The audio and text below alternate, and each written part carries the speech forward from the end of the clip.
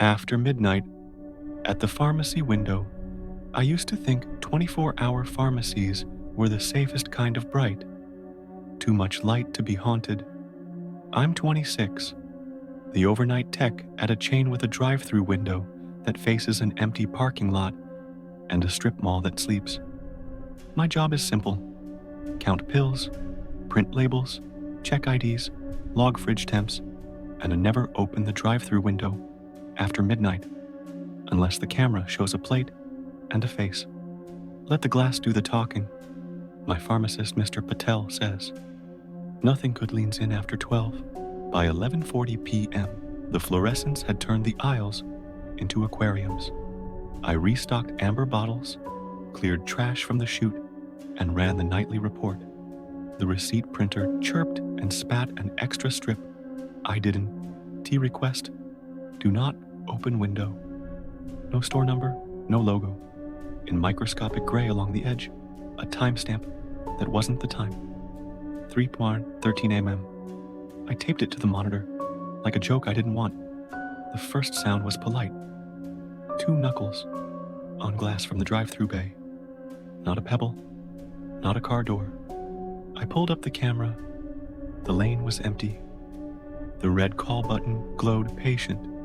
Closed, I said out loud, because declarations anchor air. The overhead PA clicked as if a manager was about to page someone. Instead, a voice came out slow, like each word was being lowered into place with 2 fingers. Leave the window. The speaker popped and pretended it had been quiet. I went back to counting 100 tiny white ovals into a tray, the rattle like rain in a jar. On count 82, the pill counter ticked an extra beat. Even though nothing crossed the laser, the bagger printer fanned a thin label that read, "Do not dispense," in a font we don't own. I set it aside because hands like tasks. At 12:07, the motion light in the bay flicked on. The camera showed nothing but snow of moths. A fog oval bloomed on the inside of the drive-thru glass, 5 long ovals and a heel like a handed learning transparency, slid down an inch and vanished. I wiped the pane with sanitizer until it squeaked. The phone on the counter rang. Night pharmacy numbers are secret on purpose. I answered with the script. Static breathed like someone holding a seashell over a drain. Then 3 careful words. Don't unlock it. 11 seconds. Click. The vaccine fridge alarm chirped its little tantrum and stopped before I could reach it. The display said 36 degrees, which is correct and impossible for drama. In the reflection of the stainless door, my face leaned where I wasn't. A half-beat slow, mouth parted as if to say, "Don't." I closed the magnet latch with a firm hand I pretended wasn't shaking.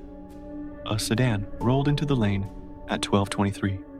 I saw headlights first, then the plate, then a face. Woman, hood up, eyes a little too high for the glasses angle. I toggled the mic. Good evening. Name and date of birth. She didn't look at the speaker. She looked just past it, as if reading something written on the air behind me. Pick up, she said. Then my name. Exactly right. I'm here. I glanced at the workflow. No orders under her name, none under mine. I asked again. She pressed something to the glass, an envelope that left it wet behind, and slid it down a little, like a child showing a note. Inside, a pharmacy label with my penmanship from earlier in the night.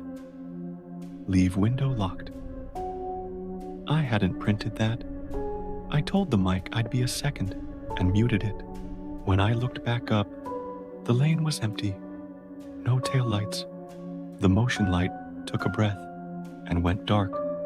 The printer coughed another strip into my palm.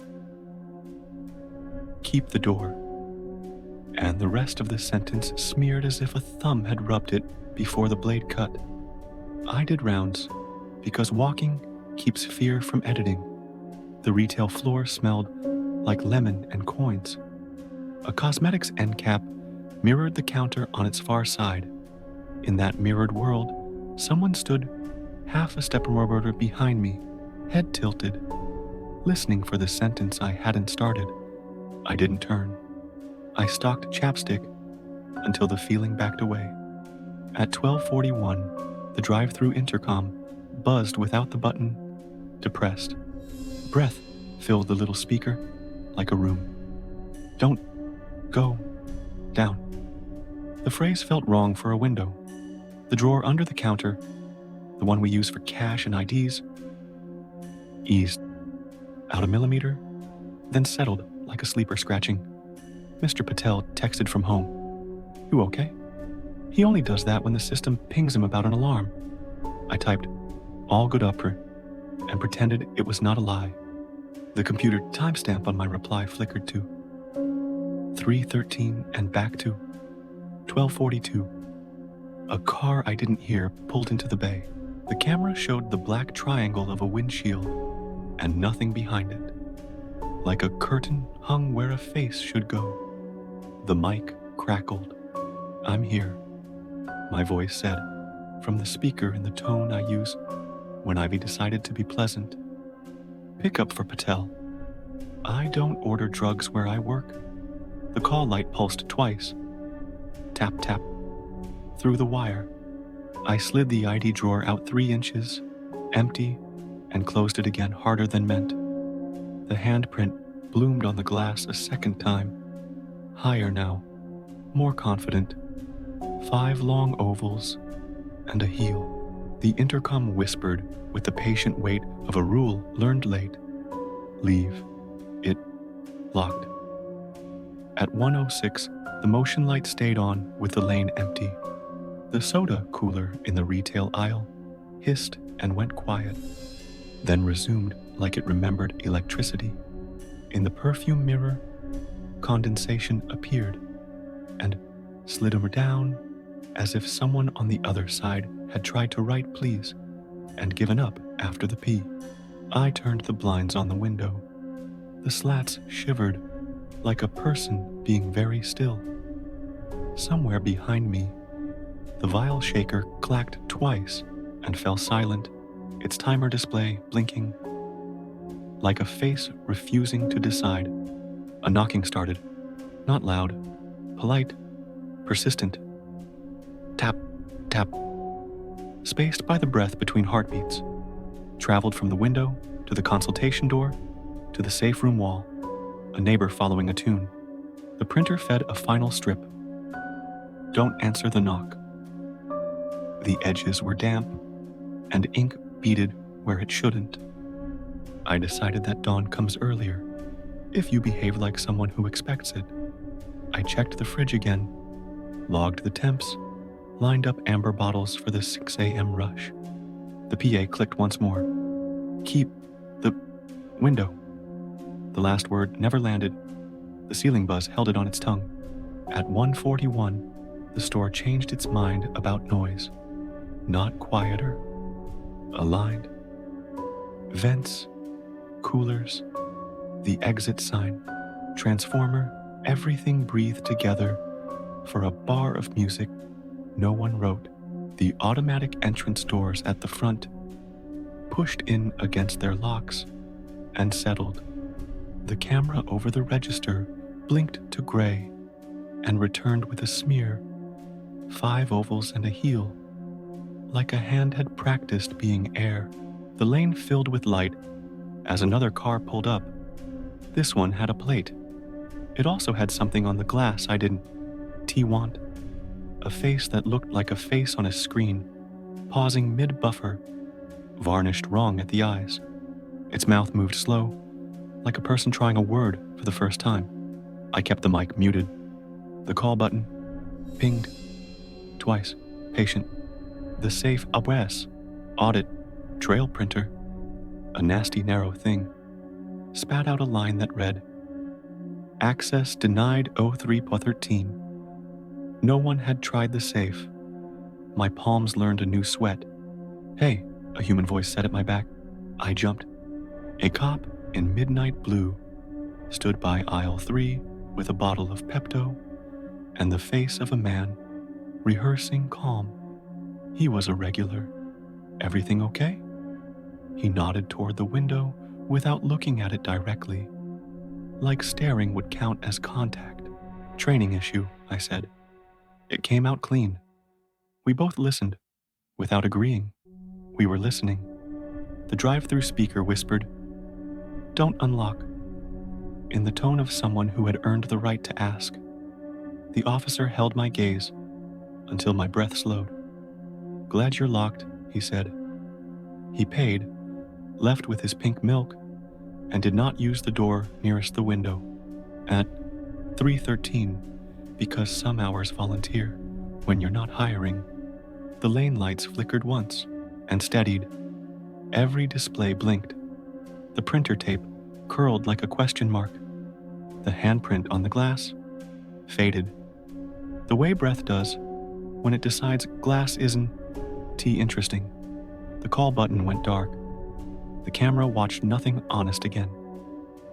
Dawn pinked the strip mall across the lot. I set the opening basket for the morning crowd and brewed coffee no one should drink. Mr. Patel arrived at 6 with a folded newspaper and a look that counts your night in your face. "Quiet?" he asked.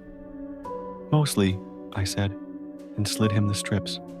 He frowned at "Do not open window," like a new drug name. "Printer's weird," he decided, because managers love a mechanical explanation. He checked the safe, checked the temps, checked my count with a nod that lets your nervous system sit down. I switched to day shifts 2 weeks later. I tell people sunlight helps my mood.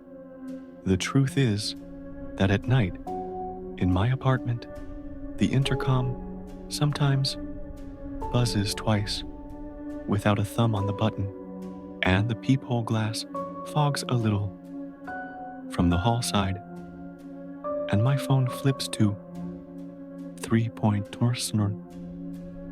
Before remembering it's honest, when it does, I keep my hands on the locks the way you keep hands on rules.